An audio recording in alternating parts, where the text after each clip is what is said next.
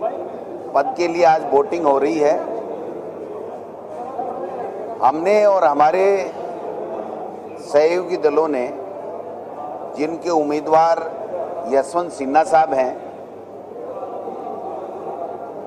आज जो देश में हालात बने हुए हैं,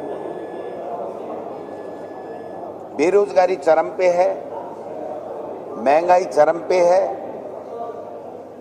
धर्म के आधार के ऊपर देश को बांटने की साजिशें की जा रही हैं। जो मुद्दे एनडीए प्रथम जब बनी थी और नरेंद्र मोदी जी को देश के प्रधानमंत्री पद का एनडीए की तरफ से उम्मीदवार बनाया था, वो तमाम मुद्दे आज गौण हो गए हैं। एनडीए की तरफ से, भाजपा की तरफ से, केंद्र की सरकार की तरफ से उनके ऊपर कोई बात नहीं की जा रही है। केवल धार्मिक आधार के ऊपर लोगों को बांट करके अपनी राजनीतिक रोटियां सेक की जा रही हैं। आज एक महत्वपूर्ण समय था जब पूरे देश में राष्ट्रपति के चुनाव हो रहे हैं। हमको और प्रमुख विपक्षी दल, उनको सबको एक बात कहने का अवसर प्राप्त हुआ कि जो देश के हालात हैं वो बहुत ही चिंताजनक हैं। संवैधानिक संस्थाओं का दुरुपयोग किया जा रहा है, संवैधानिक संस्थाओं को खत्म किया जा रहा है, उनकी स्वायत्ता को खत्म किया जा रहा है। आज ईडी, सीबीआई, इनकम टैक्स, तमाम संस्थाओं का दुरुपयोग कर राजनीतिक रूप से प्रताड़ित किया जा रहा है। और आपने देखा होगा कि हमारे नेता राहुल गांधी जी को किस प्रकार से 60 घंटे तक प्रताड़ित किया, 5-6 दिन तक।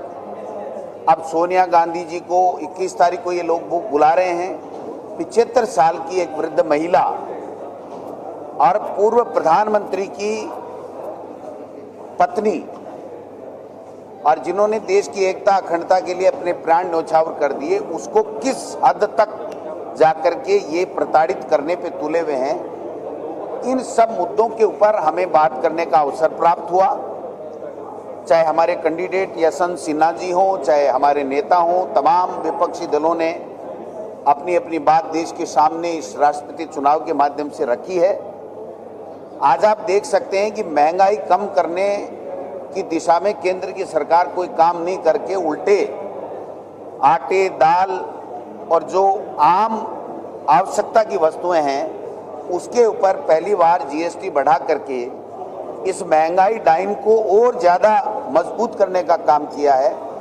इससे देश के लोग खफा हैं और मैं उम्मीद करता हूं कि अंतरात्मा की आवाज़ के ऊपर, नरेंद्र मोदी जी के कुशासन के ऊपर, जो भारतीय जनता पार्टी और आरएसएस जो धार्मिक उन्माद फैला करके साजिशें रच रहा है, देश में वर्ग संघर्ष के हालात पैदा कर रहा है, इसके ऊपर सब लोग सोचेंगे और हमारे उम्मीदवार यशवंत सिन्हा जी को वोट देंगे और वो विजयी होंगे। सर, बीजेपी के नेताओं का आरोप है कि आपकी पार्टी कम्युनिज्म को बढ़ावा दे रही है, पीएफआई को बैन तक नहीं कर पा रही है, जबकि वो एक्टिविटी में शामिल है उसके नेता पर। आप बताइए, हमने उदयपुर की घटना हुई, दुर्भाग्य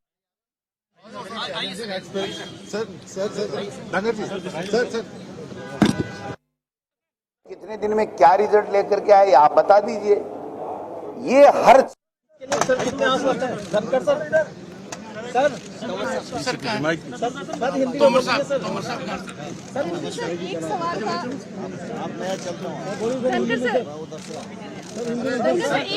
सवाल का जवाब दे दीजिएगा।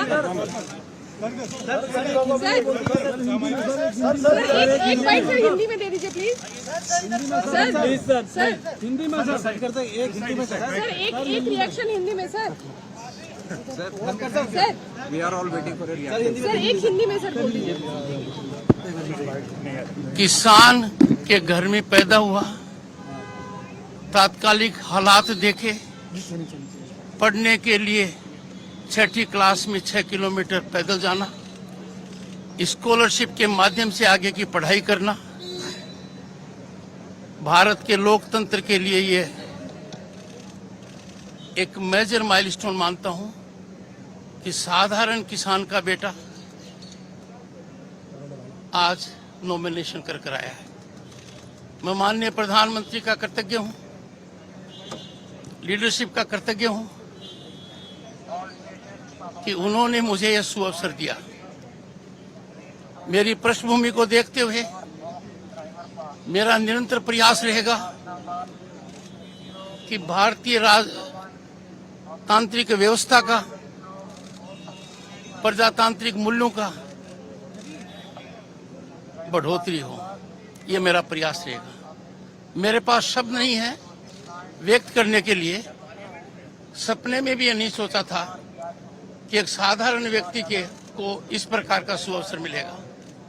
नमस्कार। Thank you sir. Thank you sir.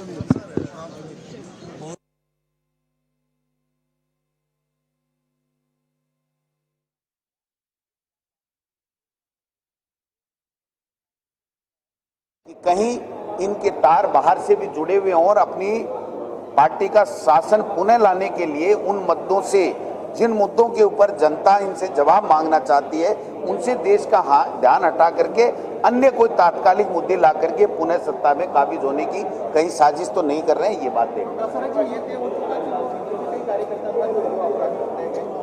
ये तो तय हो चुका। खुद गुलाब चंद जी कटारिया का वीडियो हमने देखा है। उन्होंने कहा मेरे साथ फोटो हो गया तो क्या अन्याय हो गया।